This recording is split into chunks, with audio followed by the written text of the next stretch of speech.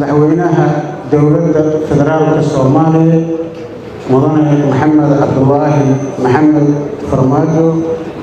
ra'iisul wasaaraha xukuumadda federaalka Soomaaliya mudane Xasan Cali Khayre madaxweynayaasha dowlad goboleedyada Soomaaliya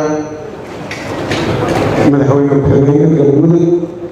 guddoonka baarlamaanka Galmudug wasiirada iyo xildhibaanada dowladda federaalka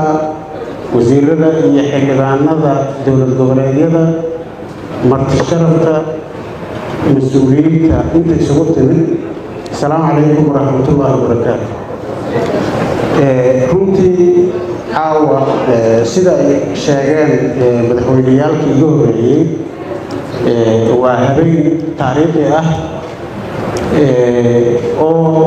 mudan in la sheego mar kasta sidaas ay tahay waxaan idhaahnaa annaga riyooyinka wali erey kooyey kulan dhalaas kulankana khayra dhale xisaabta ku darsada barta isu imaaday haddii la yidhaaho kulan baa dhacaya waa la isu imaana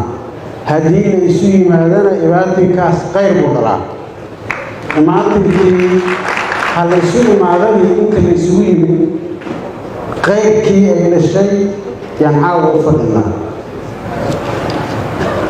waxaa sharaf ah in madaxweynaha Soomaaliya iyo ra'iisul wasaarihiisa aan shirkii intaan ku qabannay dacwadii aan u gudbinay codsigii inay nagala soo qaybgalaan ay ajiibeen